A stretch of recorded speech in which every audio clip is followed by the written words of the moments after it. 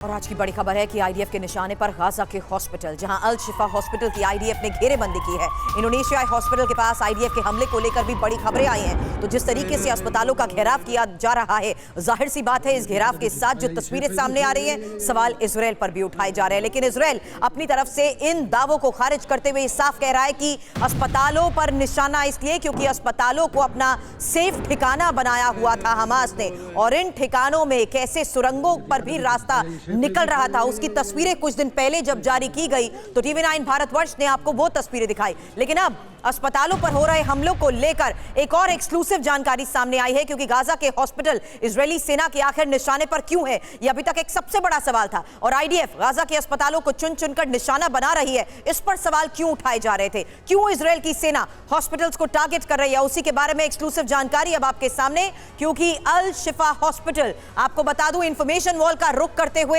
अस्पताल के अंदर हमास के उस हेडक्वार्टर को लेकर ये बड़े दावे किए जा रहे हैं, जहां ये गाजा पट्टी में लोकेशन सबसे ज्यादा क्रूशल हो जाती है, जिसमें दावा यह किया जा रहा है कि अल शिफा हॉस्पिटल दरअसल हमास का हेडक्वार्टर है। अल कुद्स हॉस्पिटल सुरंग में जाने का सेफ रास्ता है, वहीं इंडोनेशियन हॉस्पिटल हमास का ठिकाना बना हुआ है। और यही वजह है कि ये वो इंपॉर्टेंट लोकेशंस हैं जिनको निशाना अभी तक आईडीएफ की तरफ से बनाया गया है। लेकिन इंपॉर्टेंट ये भी हो जाता है कि गाजा के सबसे बड़े हॉस्पिटल अल शिफा हॉस्पिटल को लेकर आईडीएफ की तरफ से क्या बात कही गई है, आपको ये भी बता देते हैं। क्योंकि हॉस्पिटल के नीचे हमास की कई सुरंगों को लेकर ये बड़े दावे किए गए हैं और हॉस्पिटल के नीचे हथियारों का जखीरा बताया जा रहा है। आपको बता दें, हमास लड़ाके हॉस्पिटल से छिपकर यहां पर वार कर रहे थे, ये बात आईडीएफ कह रही है। यहां तक कि आम नागरिकों को तो मानव ढाल बना ही रहा है हमास, लेकिन हॉस्पिटल में जो लोग इलाज करा रहे थे उनको भी ह्यूमन शील्ड के तौर पर इस्तेमाल किया गया।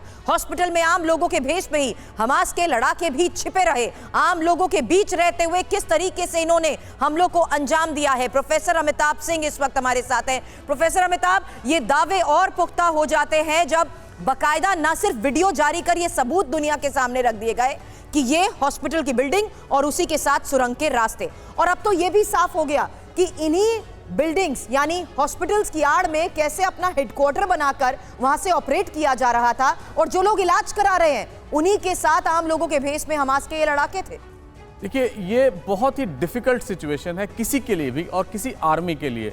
यहाँ 14,000 लोग छिपे हैं सिर्फ हॉस्पिटल में, इलाज जो करा रहे हैं वो तो है ही, और इसके अगर बेसमेंट में अगर सुरंगें हैं तो वो अब तक होंगी, इसका क्या सबूत है? और अगर सचमुच बेसमेंट है और इसके अंदर वो छिपे हैं या उनका ऑपरेशंस है या उनका हेडक्वार्टर्स है, तो अब तक तो वो खाली करके भाग गए होंगे। लेकिन ये अस्पतालों को एक टारगेट बनाना किसी भी आर्मी के लिए एक बहुत बड़ा डिफिकल्ट मेजर होता है। और जितने भी आप कन्वेंशंस देखें, जिनेवा कन्वेंशन देखें, हेग कन्वेंशन देखें, उसमें यह कहा गया है एक तो आप सिविलियन ठिकानों पर अटैक नहीं करेंगे, दूसरे अगर आप हॉस्पिटल पे अटैक करते हैं तो उसके लिए नोटिस देंगे।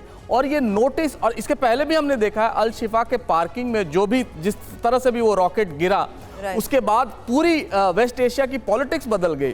प्रेसिडेंट बाइडेन को जाना था जॉर्डन, वो नहीं जा पाए क्योंकि उन्होंने अपना इनविटेशन विड्रॉ कर लिया। तो इस तरह सिविलियन टारगेट्स पर, खासकर हॉस्पिटल्स को टारगेट बनाकर अगर वो कह रहे हैं कि यहाँ छिपे हैं, तो ये सचमुच एक हैरत करने वाली बात है। लेकिन सुरभि, मैं इतना जरूर बता दूं, यहाँ जो भी हो रहा है वो वॉर के हिसाब से जो प्रोपोर्शनेट लॉसेस की बात करता है वॉर, और प्रिंसिपल ऑफ जस्ट वॉर जिसे हम पढ़ते हैं पढ़ाते हैं, उसमें भी ये नहीं आता कि किसी भी तरह आप सिविलियन ठिकानों को हमला का निशाना बनाएंगे। और WHO ने तो खासकर ये बड़े स्पष्ट शब्दों में WHO का नाम लिया, इसीलिए ये खबर दिखाने से पहले मैं आपका ओपिनियन जानना चाहती थी, क्योंकि इसको लेकर ये बड़ी चिंता WHO ने भी जाहिर की है। अल शिफा हॉस्पिटल को लेकर ही WHO का ये बयान, यही अगली बड़ी खबर है, जहां अस्पताल के रूप में काम नहीं कर रहा अल शिफा, ये बात कही गई। और WHO ने बच्चों की मौत की आशंका को लेकर तो चिंता जाहिर की है। WHO की इजरायल से हमले रोकने की भी अपील को लेकर बड़ी खबर आज सामने आई है। इसलिए अब इजरायल हमास युद्ध को जिस तरीके से 1 महीने से ज्यादा हो चुका है, इजरायल की सेना गाजा पर लगातार बॉम्ब बरसा रही है। इजरायली हमलों में गाजा के अस्पतालों को भी ज्यादातर नुकसान पहुंचा है।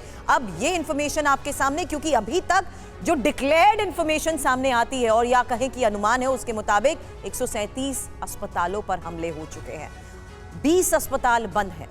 यहां तक कि 49 मेडिकल सेंटर्स भी हमलों में तबाह हो चुके हैं और 53 एम्बुलेंस नष्ट हो चुकी हैं। हालांकि खबरें तो ये भी हैं कि 521 लोग अस्पताल में हुए हमलों में अपनी जान गंवा चुके हैं। शैलेंद्र सर, एक क्विक रिएक्शन इस पर जानना बहुत जरूरी है, क्योंकि जब हम ह्यूमैनिटेरियन ग्राउंड क्राइसिस की भी बात करते हैं और ह्यूमैनिटेरियन ग्राउंड्स पर इन सिचुएशंस की बात करते हैं, तो ये फैक्ट्स कुछ ऐसे दुनिया के सामने रखे जा रहे हैं जो वॉर में कहीं ना कहीं इजराइल के ऊपर सवाल खड़े कर रहे हैं। ह्यूमैनिटेरियन ग्राउंड की जब आप बात करते हैं तो मैं चाहूंगा कि वो सभी ह्यूमंस के लिए बराबर होने चाहिए। कोई पार्शियलिटी नहीं होनी चाहिए, कोई ब्लेम गेम नहीं होना चाहिए। 6 तारीख को इनमें से कोई भी अटैक इजराइल ने नहीं किया था।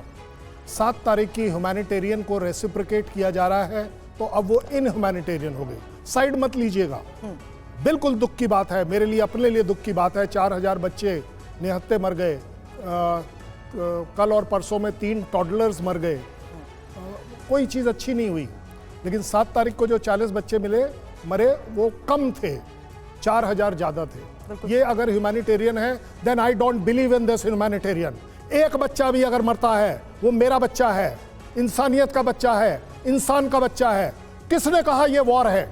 ये वॉर आप लोगों ने क्रिएट करी हुई है। It is a war against terrorism. या इस टेररिज्म को आप ओन अप कर लीजिए कि यस, जब आती है बात ओन अप की तो नसरुल्लाह साहब बोल देता है वहां जाकर अपने रैली में कि हमारा ईरान से कोई संबंध नहीं है, हम कोई उनसे ऑर्डर नहीं लेते। कौन सा एक कंट्री है जो ये बोल रहा है कि हमास टेररिज्म में है या नहीं है? मुझे नहीं पता। ये हमारा ऑर्गेनाइजेशन है, हमारे लिए है, हमारे इस्लाम के लिए है, हमारे मुस्लिम के लिए है। अगर कोई ऐसा बोल रहा है, मैं इसको वॉर ट्रीट करने को तैयार हूं। It is a war against terrorism. सीधी सीधी बात। आप बात करेंगे कि किसी भी हॉस्पिटल को ऑक्यूपाई नहीं करना चाहिए, मैं आगे बढ़ता हूं, मॉस्क को भी नहीं करना चाहिए, यूनिवर्सिटी को भी नहीं करना चाहिए, किंडरगार्टन स्कूल को भी नहीं करना चाहिए, बिल्कुल नहीं करना चाहिए। आप लोग यहां बैठे हुए क्यों? मेरे ऊपर जब आप फायर आ रहा है, मैं इजरायली हूं, मैं फौजी हूं, मैं यहूदी हूं, इस समय मेरे ऊपर फायर कहां से आ रहा है? अल शिफा हॉस्पिटल से अगर मेरे ऊपर फायर आ रहा है, अब आप बता दीजिए क्या यह ह्यूमैनिटेरियन फायर है? और अगर आपका ये ह्यूमैनिटेरियन फायर है तो मैं बड़ी ह्यूमैनिटेरियन काम करूंगा कि उस जगह जहां से फायर आ रहा है उसे रोकना मेरा फर्ज है, नहीं तो ये और लोगों को मारेगा और ज्यादा लोग मरेंगे। और यही दावे ह्यूमन शील्ड क्यों बना रहे हैं? बिल्कुल सही कह रहे हैं सर, और ये भी साफ तौर पर बार बार अब दुनिया के सामने सबूत के तौर पर रखा जा रहा है कि ना सिर्फ हॉस्पिटल बल्कि स्कूल और धार्मिक स्थल, इनको भी इस्तेमाल किया गया है अटैक्स को अंजाम देने के लिए।